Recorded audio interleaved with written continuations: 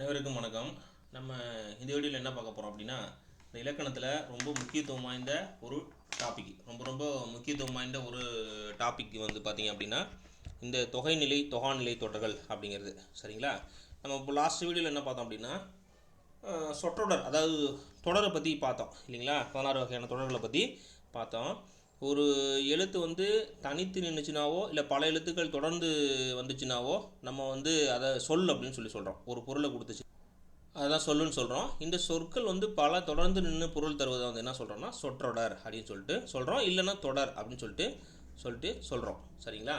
அதாவது பால் பருகினான் வெண்முத்து அப்படின்னு ஒரு தொடர்கள் இருக்குது. அப்படின்னா பால் பருகினான்னா பாலை பருகினான், அப்போ வந்து வெண்முத்துன்னா வெண்மையான முத்து. அதாவது அப்போ இந்த முதல் தொடரில் இந்த பாலை பருகினான் அப்படி இருக்கு இல்லையா, அப்போ பால் பருகினான் அந்த இரண்டு சொற்களுக்கும் இடையில் வந்து ஐ அப்படிங்கிற ஒரு வேற்றுமை உருபு. சரிங்களா? ஐங்கிற வேற்றுமை உருபு இந்த இடத்துலையும் மைங்கிற வந்து ஒரு உருபு, சரிங்களா, அப்படிங்கிற உருவம் மறைஞ்சு வருது, மறைஞ்சு வந்து பொருள் கொடுக்குது. சரிங்களா? மறைஞ்சு வந்து பொருள் கொடுக்குது. இந்த மாதிரி பார்த்திங்க அப்படின்னா ஒரு சொற்றொடரில் ஒரு தொடரில் பார்த்திங்க அப்படின்னா ரெண்டு சொற்களுக்கு இடையில், சரிங்களா, ரெண்டு சொற்களுக்கு இடையில் வேற்றுமை உருபுகளோ இல்லை வினை பண்பு முதலிய உருபுகளோ மறைஞ்சு வந்துச்சு அப்படின்னா அதை தொகைநிலை தொடர் அப்படின்னு சொல்லிட்டு சொல்கிறோம். கவனமாக பாருங்கள். தொகைநிலை தொடர் அப்படின்னா தொகை வந்து 6 வகைப்படும். தொகை, சரிங்களா, தொகை 6 வகைப்படும். கவனமாக பார்த்துக்கணும். இது கொஸ்டினில் கேட்பாங்க. தொகைநிலை தொடர் எத்தனை வகைப்படும் கேட்பாங்க. தொகைநிலை தொடர் 6 வகைப்படும். தொகைநிலை தொடர்னா என்ன அப்படின்னா ரெண்டு சொற்களுக்கு இடையில் வேற்றுமை உருவோ வினை பண்பு இந்த மாதிரி உருவுகள் வந்து மறைஞ்சு வந்துச்சுன்னா அதை வந்து தொகைநிலை தொடர்னு சொல்கிறோம். இது 6 வகை இருக்குது சொல்கிறோம். வேற்றுமை தொகை, வினைத்தொகை, பண்பு தொகை, ஊமை தொகை, உண்மை தொகை, அன்மொழி தொகைன்னு சொல்லிட்டு மொத்தமாக இந்த தொகைநிலை தொடர் 6 வகைப்படும். சரிங்களா? ஓகே, அடுத்து ஃபஸ்ட்டு இதில் வந்து ஃபஸ்ட்டு இருக்கிறது வேற்றுமை தொகை. ஸோ வேற்றுமை தொகை அப்படிங்கிறது பார்த்திங்கன்னா இந்த வேற்றுமை தொகை பார்த்திங்க அப்படின்னா மொத்தமாக பார்த்திங்க அப்படின்னா இந்த வேற்றுமை தொகை இந்த தொடரில் பார்த்திங்க அப்படின்னா இப்போ திருக்குறள் படித்தால் அப்படின்னு சொல்லிட்டு ஒரு தொடர் கொடுத்துருக்குறாங்க. இதில் பார்த்திங்க அப்படின்னா இந்த திருக்குறள் அப்படிங்கிறது திருக்குறளை, சரிங்களா, திருக்குறளை அப்படின்னு சொல்லிட்டு ஐங்கிற வேற்றுமை உருவை மறைஞ்சு வருது. அப்போ வந்து ரெண்டு சொற்களுக்கு இடையில் ஒரு வேற்றுமை உறுப்பு மறைஞ்சு வந்துச்சு அப்படின்னா அதை வந்து என்ன சொல்கிறோன்னா வேற்றுமை தொகை அப்படின்னு சொல்லிட்டு சொல்கிறோம். மொத்தமாக பார்த்தீங்கன்னா இந்த வேற்றுமை தொகை வந்து 8 வகைப்படும். 8 வேற்றுமை தொகைகள் இருக்குது. இதில் வந்து முதல் வேற்றுமை தொகைக்கும், அதாவது முதல் வேற்றுமை தொகை என்ன சொல்லுவாங்கன்னா, அதாவது முதல் வேற்றுமை தொகைக்கும் 8ஆம் வேற்றுமை தொகைக்கும் ஓம உருபு கிடையாது. சரிங்களா? ஓம உருபுங்கிறது இல்லை. சரிங்களா? இல்லை. இந்த முதல் வேற்றுமை என்ன சொல்லுவாங்க அப்படின்னா எழுவாய் வேற்றுமை அப்படின்னு சொல்லுவாங்க. முதல் வேற்றுமை என்னன்னு சொல்கிறோம்? எழுவாய் வேற்றுமை அப்படின்னு சொல்லிட்டு சொல்கிறோம். 8ஆம் வேற்றுமையை விழி வேற்றுமை அப்படின்னு சொல்லிட்டு சொல்கிறோம். முதல் வேற்றுமையை எழுவாய் வேற்றுமைன்னு சொல்கிறோம். 8ஆம் வேற்றுமையை விழி வேற்றுமை அப்படின்னு சொல்லிட்டு சொல்கிறோம். இந்த எழுவாய் வேற்றுமைக்கு உதாரணம் பார்த்திங்கன்னா ராமன் உண்டான். சரிங்களா? ராமன் உண்டான், இது வந்து எழுவாய் வேற்றுமை. சரிங்களா? 8ஆம் வேற்றுமைக்கு வந்து விழி வேற்றுமைன்னு சொல்லிட்டோன்னா அந்த விழிச்சொற்கள் வரும், வேறு ஒன்றும் இல்லை, விழிச்சொற்கள் இருக்கும். அதாவது வந்து உதாரணத்துக்கு ஓ மரமே, சரிங்களா, விழிச்சொற்கள் இருக்கும். அது வந்து அப்போ 8ஆம் வேற்றுமை. இப்போ கீழே இருக்கிறத மீதி இருக்கக்கூடிய 2லிருந்து 7 வரைக்கூட இருக்கக்கூடிய வேற்றுமை தொகைக்கு நாங்கள் கொடுத்துருக்குறாங்க. இப்போ பார்த்தீங்கன்னா இதை நம்ம எப்படி நாங்கள் வச்சுக்கோன்னா ஐயால் கு இன்னது கண், அவ்வளோதான் ஷார்ட்கட்டு.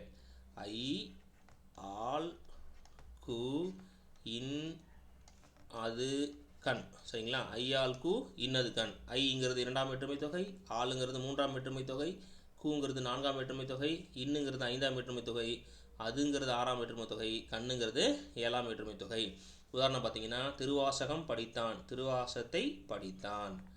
தலையால் வணங்கு, சரிங்களா, சிதம்பரத்துக்கு சென்றான்.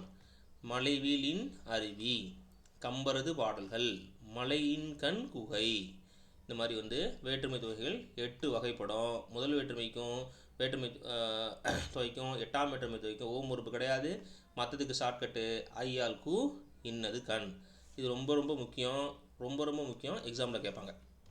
நெக்ஸ்ட்டு ஸோ நெக்ஸ்ட் இருக்கிறது உருபும் பயனும் உடன் தொக்க தொகை அப்படின்னா அந்த வார்த்தையிலே இருக்குது, இந்த ஹெட்டிங்லேயே உருபும் பயனும். அந்த உருபு வந்து அந்த உருபு பார்த்திங்க அப்படின்னா அந்த வேற்றுமை உருபு பார்த்திங்கன்னா ஒரு சொல்லுக்கு சரிங்களா, அதாவது சொல்லுக்கு வந்து பயன்பெற மாதிரி மறைஞ்சு வரும். அதாவது ஒரு தொடரில் ஒரு வேற்றுமை உருபு பார்த்திங்கன்னா இப்போ பணப்பையின் இருக்குது சரிங்களா, பணப்பையின் இருக்குது. அப்போ வந்து பணப்பையின் என்ன அர்த்தம், பணத்தை கொண்ட பை அப்படின்னு சொல்லிட்டு அர்த்தம். பணத்தை கொண்ட பை அப்படின்னு சொல்லிட்டு பிரிஞ்சு பொருளை கொடுக்கும் ரைட்டா. பணம் பைங்கிற ரெண்டு சொற்களுக்கு இடையில் ஐங்கிற ஒரு இரண்டாம் வேற்றுமை உருபு கொண்ட அப்படிங்கிற ஒரு வந்து உருபை வச்சு ஒரு சொல்லை வச்சு மறைஞ்சு வருது. இதை தான் நம்ம என்ன சொல்கிறோம் அப்படின்னா உருபும் பயனும் உடன் தொக்க தொகை அப்படின்னு சொல்லிட்டு சொல்கிறோம். இந்த இரண்டாம் வேற்றுமை உருவு மட்டும்தான் வருமா அப்படின்னா மற்ற வேற்றுமை உறுப்புகளும் வரும் சரிங்களா. ஒரு உதாரணத்துக்கு இப்போ இரண்டாம் வேற்றுமை இதுக்கு இன்னொரு உதாரணம் வந்து பால் குடம், பாலை கொண்ட குடம், கொண்ட ஆகியங்கிற ரெண்டு அந்த வேர்டு வரும். மூன்றாம் வேற்றுமை உறுப்புக்கு பொற்சிலை, பொன்னாலாகிய சிலை ரைட்டுங்களா. நான்காம் வேற்றுமை உறுப்புக்கு வந்து மாட்டு கொட்டகை, மாட்டுக்கு கட்டப்பட்ட கொட்டகை, ஐயாளுக்கு இன்னது கண்ணில் சொல்லியிருக்காங்க சரிங்களா. உருவும் பயனும் உடன் தொக்க தொகை. அப்போ உருவும் பயனும் அப்படின்னா ஒரு தொடரில் வேற்றுமை உறுப்பு அதன் பொருளை விளக்கும் சொல்லோட மறைஞ்சு வரதை தான் என்ன சொல்கிறோம் அப்படின்னா உருவும் பயனும் உடன் தொக்க தொகை அப்படின்னு சொல்லிட்டு சொல்கிறோம்.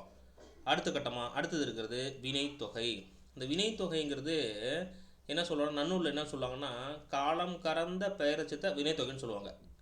நன்னூலில் வந்து இலக்கண நூலான நன்னூலில் வந்து காலம் கறந்த பெயரச்சத்தை என்னன்னு சொல்கிறோம் அப்படின்னா வினைத்தொகை அப்படின்னு சொல்லிட்டு சொல்கிறோம். இது என்ன காலம் கறந்த அப்படின்னா இந்த வினைத்தொகை இருக்கு இல்லையா, அது பார்த்திங்கன்னா காலம் காட்டும், முக்காலமும் காட்டும், இடைநிலை இருக்கும், பெயரச்ச விகுதி வந்து மறைஞ்சு வரும். அந்த மாதிரி வரக்கூடிய பெயரச்சத்தை தான் நம்ம என்ன சொல்கிறோன்னா எச்சத்தை தான் வினைத்தொகை அப்படின்னு சொல்லிட்டு சொல்கிறோம். ஒரு உதாரணத்துக்கு ஆடு கொடி அப்படின்னு வச்சுங்களேன், வளர்க தமிழ் ரெண்டு தொடர்கள் இருக்குது சரிங்களா. இப்போ ஆடு கொடி அப்படின்னா இந்த ஆடு அப்படிங்கிற வளருங்கிறது ரெண்டும் வந்து என்னென்னா வினைப்பகுதிகள். இந்த ஆடு இந்த ரெண்டு வார்த்தையிலையும் வளர் அப்படிங்கிறது வினைப்பகுதிகள். அது வந்து இந்த கொடி அப்படிங்கிறது தமிழ்ங்கிறது பெயர் சொல் சரிங்களா, பெயரச்சுக்கள் சரிங்களா. இது வந்து காலம் காட்டாத பெயரச்சங்களாக இருக்கும் ரைட்டுங்களா. அந்த இடைநிலையை வந்து தொக்கிக்கிட்டு இருக்கு. இப்போ வந்து நீங்கள் அப்படி சேர்த்து எழுதும் போது அதுக்கு வந்து காலம் காட்டலை, ஆடு கொடின்னா காலம் காட்டலை ரைட்டுங்களா. ஆனால் இதை வந்து பார்த்திங்க அப்படின்னா இது வந்து முக்காலத்துக்கும் பொருள் தரக்கூடிய வார்த்தைகள். ஆடு கொடினா ஆடும் கொடி, ஆடுகின்ற கொடி. அப்போ கொடிங்கிறது பெயரச்சு அந்த இடத்துல, அதுக்கு முன்னாடி இருக்கக்கூடிய விகுதி வந்து முக்காலத்தையும் உணர்த்துது. வளர்க தமிழ் அப்படிங்கிறது வளர்ந்த தமிழ், வளர்கின்ற தமிழ், வளரும் தமிழ் அப்படின்னு முக்காலத்துக்கு பொருந்தக்கூடிய பொருளை கொடுக்குது சரிங்களா. அப்போ என்ன அர்த்தம், இந்த மாதிரி காலம் காட்டக்கூடிய இடைநிலையும் பெயரச்ச விகுதியும் மறைஞ்சு வர்றது தான் என்ன சொல்கிறோம்னா வினைத்தொகை அப்படின்னு சொல்லிட்டு சொல்கிறோம். இது ரொம்ப முக்கியம். வினைத்தொகைன்னா ஒரு பெயர் சொல் இருக்கும், பெயர் சொல்லை வந்து 3 காலமும் பொருத்தி பார்த்திங்கன்னா அந்த பெயர் சொல்லுக்கு முன்னாடி இருக்க பகுதி வந்து 3 காலமும், அதாவது வந்து அந்த பகுதியை 3 காலமும் அது வந்து பொருந்துச்சு அப்படின்னா அது வினைத்தொகை சரிங்களா. ரைட்டு, ஈஸியாக புரிஞ்சுக்கணுன்னா ஒரு பெயர் சொல்ல அந்த எச்சத்தை வந்து முன்னாடி இருக்க பகுதி வந்து 3 காலமும் வந்து உணர்த்துற மாதிரி இருந்ததுன்னா அது வினைத்தொகை ரைட்டு. பண்புத்தொகை அப்படின்னா பிரித்து பார்த்திங்கன்னா மை இருக்கும், நமக்கு ஈஸியாக புரிகிறப்ப வந்து பிரித்து பார்த்திங்கன்னா வெண்ணிலவு, வெண்மை கூட்டல் நிலவு, கருங்குவளை, கருமை கூட்டல் குவளை, அப்போ மை இருக்கும். இது வந்து நமக்கு தெரிஞ்சுது ரைட்டுங்களா. இதுக்கு வந்து இலக்கண ரீதியாக என்ன சொல்கிறாங்க அப்படின்னா அந்த வார்த்தையில் ரைட்டுங்களா பண்புகள், அதனுடைய பண்பு ரைட்டுங்களா, நிலவு குவளை அப்படிங்கிற பெயர் சொற்களை தழுவி நிற்குது. வெள்ளை கருமை இது வந்து பண்பு இல்லையா அது. அப்போ ஆன ஆகியங்கிற பண்புருவுகள் மறைஞ்சு வெண்மையான நிலவு, அதாவது வெள்ளை நிலவு, கருமையாகிய குவளை அப்படிங்கிற பொருளை கொடுக்குது சரிங்களா. அதாவது பண்பு பெயருக்கும் அதை தழுவி நிற்கும் பெயர் சொல்லுக்கும் இடையே ஆன ஆகிய அப்படிங்கிற பண்புருவுகள் மறைஞ்சு வந்தால் அது பேர் பண்பு தொகை. அது பேர் என்ன, பண்பு தொகை. இது ரொம்ப முக்கியம். நெக்ஸ்ட்டு இருபெயரொட்டு பண்பு தொகை. இந்த இருபெயரொட்டு பண்பு தொகை அப்படின்னா இரு பெயர், அதாவது 2 பெயர்கள் இந்த பேர்லேயே இருக்க பண்பு தொகை நமக்கு தெரியும், பிரித்து பார்த்தா மை வரும்னு சொல்லிட்டோம் ரைட். ஓகே, இதில் மை வருமானா வராது. இருபெயரொட்டுனா 2 பெயர்கள் இருக்கும், இதுலேயே பார்த்திக்கணும். பனை மரம் அப்படின்னா பொது பெயரும் சிறப்பு பெயரும் இருக்கும். அதாவது சிறப்பு பெயர் முன்னாடியும் பொது பெயர் பின்னாடியும் இருக்கும். இதுக்கு இடையில வந்து ஓம உறுப்பு மறைஞ்சு வந்துச்சுன்னா அதை வந்து இருபெயரட்டு பண்பு தொகை அப்படின்னு சொல்கிறோம். கவனமாக பாருங்கள். சிறப்பு பெயர் முன்புறமும் பொது பெயர் பின்புறம் இருந்து ஓம உருவு மறைஞ்சு வந்துச்சு அப்படின்னா அது இருபெயரட்டு பண்பு தொகை. என்ன அர்த்தம் அப்படின்னா பனையாகிய மரம் அப்படின்னு சொல்லிட்டு விதிச்சு எழுதலாம். மரங்கிறது பொது பெயர், பனைங்கிறது சிறப்பு பெயர். சிறப்பு பெயர் இந்த ரெண்டு பேருக்கும் இடையில பார்த்தீங்கன்னா ஆகியங்கிற ஒரு உருவு மறைஞ்சு வருது. அதனால் இதை வந்து இருபெயரட்டு பண்பு தொகை அப்படின்னு சொல்லிட்டு சொல்கிறோம். ஸோ நெக்ஸ்ட் இருக்கிறது ஓமை தொகை. ஓமை தொகை அப்படின்னா இந்த போல போன்ற நிகர அன்ன, இந்த ஓம உருபுகள் போல போன்ற நிகர அன்ன அப்படிங்கிற ஓம உருபுகள் பார்த்தீங்க அப்படின்னா சொல்லுக்கு இடையில மறைஞ்சு வர்றது வந்து ஓமை தொகை அப்படின்னு சொல்லிட்டு சொல்கிறோம். மலர் விழி, மலர் போன்ற விழி, சரிங்களா? போல போன்ற நிகர அன்ன அப்படிங்கிற வார்த்தைகள்லாம் அப்படிங்கிற ஓம உருபுகள்லாம் மறைஞ்சு வர்றது வந்து ஓமை தொகை. எடுத்துக்காட்டு மலர் விழி, மலர் போன்ற விழிகள். மலர்னா ஓமை, விழினா ஓமேயம், போன்றங்கிற ஓம உருவு மறைஞ்சு வருது, ரைட்டுங்களா? உம்மை தொகை. உம்மை தொகைங்கிறது உம்முங்கிற வார்த்தை, ரைட்டுங்களா, அந்த சொற்றொடரில் மறைஞ்சு வர்றது. இரவு பகல், தாய் தந்தை, இதில் பார்த்தீங்கன்னா விரிச்சு எழுதிங்கன்னா தாயும் தந்தையும் இரவும் பகலும் அப்படின்னு பொருளை தருது. அப்போ இந்த சொற்களோட இடையிலையும் இறுதியிலையும் உம்முங்கிற சொல் வந்து மறைஞ்சு நின்று பொருளை கொடுத்துச்சுன்னா அது உம்மை தொகை, ரைட்டுங்களா? அப்படி இல்லாமல் ஒன்றுக்கு மேற்பட்ட சொல்லில் இப்போ இரவும் பகல்னு பிரிச்சே தெளிவாக கொடுத்துட்டாங்கன்னா இந்த உம்மு வந்து வெளிப்படையாக இருந்துச்சுன்னா அது பேர் எண்ணுமை. ஓம உருவு அந்த சொல்லில் மறைஞ்சிருந்துச்சுன்னா அது வந்து உம்மை தொகை.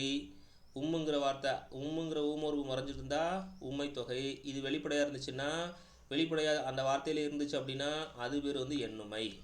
ஓகேங்களா? ரைட்டு. அடுத்து பார்த்தீங்கன்னா அன்மொழி தொகை.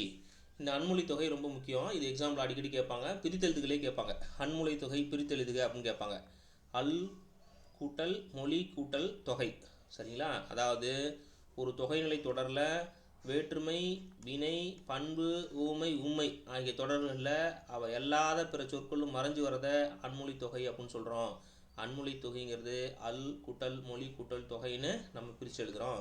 பொற்றொடி வந்தால், பொற்றொடி வந்தால் அப்படின்னா இந்த இடத்துல தொடிங்கிறது வளையல். இது பரீட்சையில் கேட்பான். அதாவது அந்த பொருள் அறிந்து சொல்லுறதுல அதில் கேட்பாங்க. இதில் வந்து இந்த வார்த்தையில் பொற்றொடி வந்தால் அப்படிங்கிற ஒரு தொடரில் பொற்றொடி அப்படிங்கிறது பொன்னாலான வளையல்னு பொருள்.